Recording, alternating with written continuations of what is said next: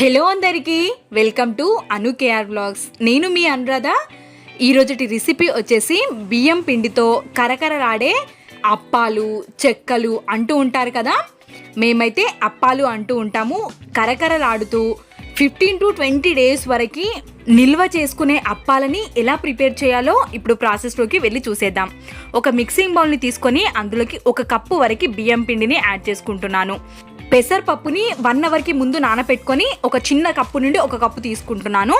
అదేవిధంగా 2 స్పూన్ల వరకు తెల్ల నువ్వులని యాడ్ చేసుకుంటున్నాను. ఇవి వేయించినవి కాదు, పచ్చివే. అదేవిధంగా కాస్త జీలకర్ర, పసుపు, టేస్ట్కి సరిపడా ఉప్పు, టేస్ట్కి సరిపడా కారం, ఫ్రెష్గా పట్టి పెట్టుకున్న అల్లం వెల్లుల్లి పేస్ట్. చివరిగా మనం ఇక్కడ యాడ్ చేయాల్సింది కరివేపాకు తరుగు. యాడ్ చేసేసుకొని మనం మంచిగా చేత్తోనే మిక్స్ చేసుకోవాలి. విస్కర్తో, స్పూన్తో కంటే కూడా మనం చేత్తో మిక్స్ చేసుకుంటేనే పర్ఫెక్ట్గా మిక్స్ అయిపోతుంది. మొత్తం అన్నింటినీ ఒక్కసారి మిక్స్ చేసుకున్న తర్వాత మనం ఈ పిండిలోకి హాట్ వాటర్ని యాడ్ చేసుకుంటూ కలుపుకోవాలి. ఇప్పుడు మేము హాట్ వాటర్ చేసుకున్న తర్వాత ఇందులోకి కొద్దిగా హాట్ వాటర్ని వేస్తూ స్పూన్తో మిక్స్ చేసుకోవాలి. ఫస్ట్ స్పూన్తో మిక్స్ చేసుకున్న తర్వాత మనం కొద్దిగానే వాటర్ యాడ్ చేస్తూ మిక్స్ చేసుకోవాలి. మరీ మెత్తగా అవ్వనివ్వకూడదు. పిండి అనేది చపాతీ ముద్దలాగా చేసేసుకోవాలి. కాస్తంత వేడి తగ్గిన తర్వాత మనం చేత్తో మంచిగా చపాతీ ముద్దని ఎలాగైతే ప్రెస్ చేసుకుంటూ కలుపుకుంటామో అదేవిధంగా ఈ పిండిని కూడా ఇంత కన్సిస్టెన్సీ వచ్చేంత వరకు కలుపుకోవాలి. చపాతీ ముద్దలా ఉంటే సరిపోతుంది. ఇలా ప్రెస్ చేస్తే మనకి ఇంత సాఫ్ట్గా ఉండాలి పిండి అనేది. ఇప్పుడు మనం చిన్న ముద్దలుగా చేసి పక్కకు పెట్టుకుందాం. అప్పాలు చేసుకోవడానికి ఈజీగా అయిపోతుంది. ఇలా మనం ముద్దలుగా చేసి పక్కకు పెట్టుకుంటే, కాస్త పెద్దవి కావాలి అనుకుంటే పెద్ద ముద్దలు, చిన్నవి కావాలి అనుకుంటే చిన్నగా చేసి పక్కన పెట్టుకున్నారంటే ఈజీగా మనం అప్పాలు చేసేసుకోవచ్చు. ఇలా అన్నింటినీ చేసేసుకొని ఒక గిన్నెలో పెట్టేసుకొని మనం దీనిపైకి ఒక ప్లేట్ని కవర్ చేసుకొని, ప్లేట్ని కానీ ఒక క్లాత్ని కానీ కవర్ చేసుకొని గాలి తగలకుండా ఉంచేసుకోవాలి. ఇప్పుడు నేను ఒక ప్లాస్టిక్ కవర్ని తీసుకుంటున్నాను.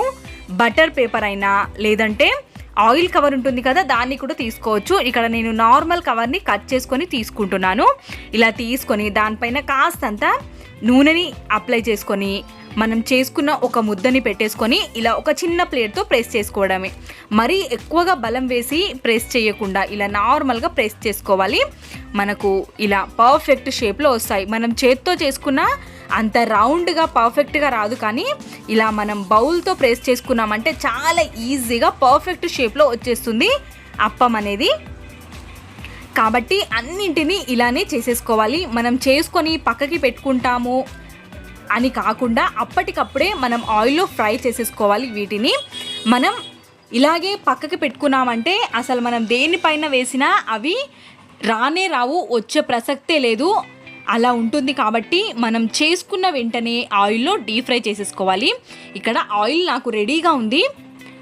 నేను చేసుకున్న అన్ని అప్పాలని అటు చేస్తూ ఇటు ఒక్కొక్కటిగా అన్ని అప్పాలని ఆయిల్లో వేసేసుకున్నాను. ఆయిల్ అనేది మనకు మంచిగా వేడైన తర్వాత మీడియం ఫ్లేమ్లో పెట్టుకొని మాత్రమే ఈ అప్పాలన్నిటినీ వేయించుకోవాలి. మనం ఏ అప్పాలు చేసినా వాటికి ఆయిల్ అనేది హీట్గా ఉండి మీడియం ఫ్లేమ్లో మాత్రమే ఫ్రై చేసుకోవాలి. అప్పుడే కరకరలాడుతూ మంచి రుచితో వస్తాయి మనకి అప్పాలనేవి. ఇలా అన్నిటినీ ఫ్రై చేసుకొని తీసేసుకోవడమే.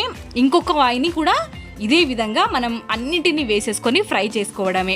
ఇలాంటి మరెన్నో రెసిపీస్ మీకు కావాలి అంటే నా ఛానల్ని సబ్స్క్రైబ్ చేసుకోవాలి. జొన్న పిండితో చేసిన ఎన్నో రెసిపీస్ ఉన్నాయి మన ఛానల్లో. ముందు ఇలాంటి రెసిపీస్ ఎక్కువగానే వస్తూ ఉంటాయి. పండగలకి మనం పిండి వంటకాలు చేస్తూ ఉంటాం కదా. జొన్న పిండితో అప్పాలు ఎలా చేయొచ్చో కూడా నేను వీడియో చేసి పెట్టాను. కావాలి అనుకున్న వాళ్ళు డిస్క్రిప్షన్లో చెక్ చేయండి.